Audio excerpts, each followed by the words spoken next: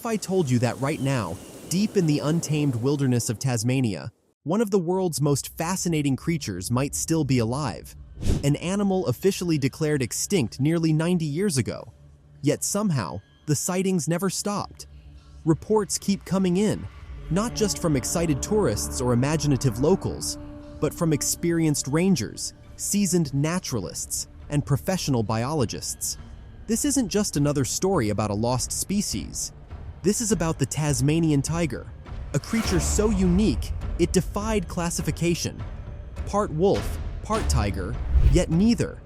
A marsupial predator that carried its young in a pouch, yet looked like it was designed by nature to mirror the great wolves of the northern hemisphere. A perfect example of what scientists call convergent evolution, where two entirely unrelated species evolved to look remarkably similar. But here's what makes this story truly extraordinary.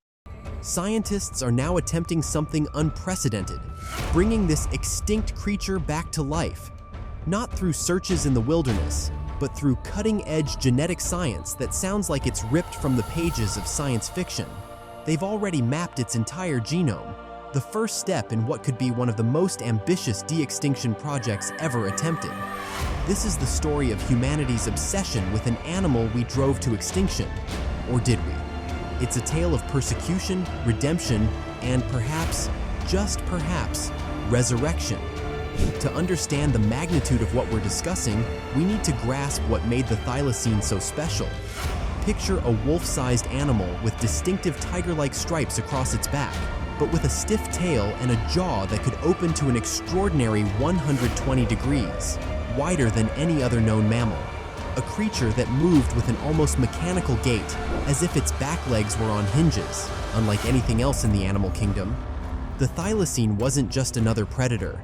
It was the last surviving member of an entire family of marsupial carnivores, representing millions of years of unique evolution. Its closest living relatives today are no bigger than a house cat. Let's start at what we thought was the end. The year is 1936, and in a small concrete enclosure at Hobart's Beaumaris Zoo, the last known Tasmanian tiger is about to die. The creature, a female, not a male named Benjamin as popular myth would have you believe, paces back and forth in her sparse cage. The night is unusually cold for September, and in a tragic oversight that would haunt Australian conservation history, she's been locked out of her shelter. But to understand how we got here, and where we might be going, we need to go back much further. The Tasmanian tiger once roamed across all of Australia and even Papua New Guinea. Think about that for a moment. An apex predator that dominated an entire continent. Fossil records show they existed alongside the ancestors of Aboriginal Australians for thousands of years. But something changed. Around 2,000 years ago, they vanished from mainland Australia.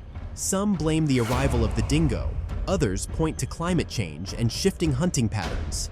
Whatever the cause, by the time European settlers arrived in Tasmania in the 1800s, this magnificent creature had already retreated to this last island sanctuary. What happened next would become one of conservation's greatest tragedies, and possibly its most haunting mystery. The year is 1830. British colonists have established themselves on Tasmania, bringing with them thousands of sheep. The stage is set for one of history's most tragic misunderstandings. Despite little concrete evidence, the thylacine was immediately blamed for any attack on livestock. The colonial government's response was swift and brutal. A bounty of £1 per adult tiger killed, and 10 shillings for each pup. To put this in perspective, £1 in 1830 would be worth about £150 or $190 today for each tiger. The bounty system turned killing thylacines into a profitable industry. Trappers and hunters scoured the island, using dogs, snares, and even primitive steel jaw traps. The numbers are staggering. Between 1830 and the 1920s, hunters killed at least 3,500 thylacines. But recent research suggests something even more tragic. Many of the sheep kills blamed on thylacines were actually caused by feral dogs and poor farm management. But here's where our story takes its first unexpected turn. Even as the last known thylacine died in that Hobart Zoo in 1936, something strange began happening. The sightings didn't stop. They continued, and they still haven't stopped today. Let's look at some of the most compelling cases. In March 1982, wildlife ranger Hans Narding, a man with decades of experience in identifying Tasmania's wildlife, was conducting a survey in the northwest of the island. Around 2 a.m., while sleeping in his vehicle, he awoke and, following standard procedure, swung his spotlight around. What he saw next would spark one of the largest official searches for an extinct animal in history. There, just 20 feet from his vehicle, stood what he described as an unmistakable Tasmanian tiger. The animal was perfectly still, allowing Narding to observe it for several minutes. He noted its distinctive stripes, stiff tail, and unique gait as it finally walked away. The sighting was taken so seriously that the Tasmanian Parks and Wildlife Service launched a 3-month search of the area, complete with cameras and professional trackers. While they found no definitive evidence, the sighting's credibility has never been disputed. This wasn't an isolated incident. Since 1936, there have been more than 1,200 reported sightings of the thylacine in Tasmania alone. Some of the most intriguing come from mainland Australia, where the animal supposedly went extinct thousands of years ago. In 1973, Gary and Liz Doyle captured 10 seconds of footage in South Australia, showing what appears to be a thylacine running across a road. Analysis of the film shows several distinctive features: the stiff tail, the powerful back legs, and what appears to be striping on the animal's rear quarters. Modern analysis techniques, including AI enhancement and forensic video analysis, have been unable to definitively prove or disprove the footage's authenticity. But while some search the wilderness, others are taking a radically different approach. Enter Professor Andrew Pask and his team at the University of Melbourne. They're not looking for living thylacines, they're trying to create them. In 2017, they achieved something remarkable. They successfully sequenced the entire thylacine genome, making it one of the most complete genetic blueprints of any extinct animal. This wasn't just an academic exercise. It was the first step in an ambitious plan to bring the species back from extinction. The project has attracted attention and funding from sources as diverse as private investors, Hollywood stars, and even the CIA. But why would America's intelligence agency be interested in de-extinction? The answer lies in the potential applications of the technology being developed. The plan seems simple on paper, but it's mind-boggling in its complexity. Take the DNA of the thylacine's closest living relative, the fat-tailed dunnart, a tiny mouse-sized marsupial, and edit its genome to match that of the thylacine. But here's where things get really interesting. The dunnart is roughly the size of your thumb. The thylacine was the size of a wolf. How do you turn one into the other? The answer lies in what scientists call regulatory genes, the genetic switches that control growth, development, and body structure. This is where the controversy begins. Critics argue that the millions being spent on de-extinction could be better used saving species that are currently endangered. Australia has one of the highest extinction rates in the world. Shouldn't we focus on preventing more species from joining the thylacine? Others raise ethical concerns. The Tasmanian ecosystem has evolved without its apex predator for nearly a century. What right do we have to reintroduce it? And what about animal welfare? The first attempts at creating a thylacine through genetic engineering might result in animals with severe health issues. Meanwhile, the sightings continue. In February 2021, Neil Waters, president of the Thylacine Awareness Group of Australia, released photographs claiming to show not just one thylacine, but a family group, including a juvenile. While experts remained skeptical, the incident highlighted the ongoing nature of the mystery. But perhaps the most intriguing theory comes from biologist Forrest Galante. He suggests that thylacines might still exist in the remote regions of Papua New Guinea. In 1960, archaeologists discovered a thylacine jaw in New Guinea, dated to be about 2 million years old. Could some have survived there, in the nearly impenetrable rainforests? The terrain certainly provides possibilities.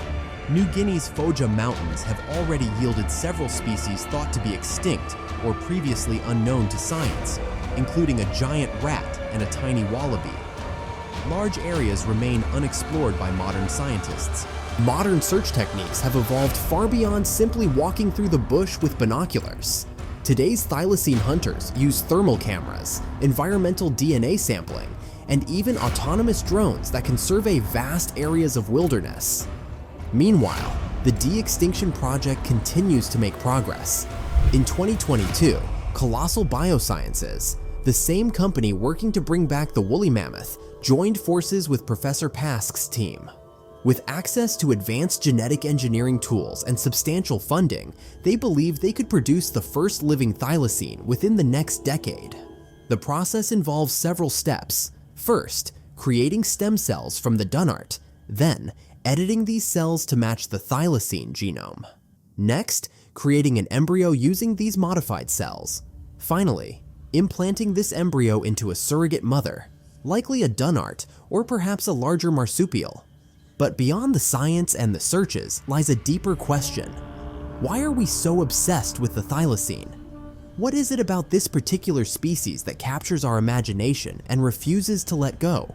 Perhaps it's guilt, a desire to undo what many consider one of humanity's most deliberate acts of species destruction.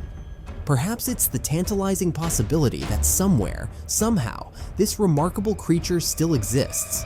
Or perhaps it's something more profound. A recognition that in the thylacine story, we see reflections of our own capacity for both destruction and redemption. So here we are, caught between two extraordinary possibilities. Either the Tasmanian tiger still exists, hidden in the vast wilderness, defying our attempts to find it. Or we're about to witness one of the most remarkable achievements in scientific history, the resurrection of an extinct species.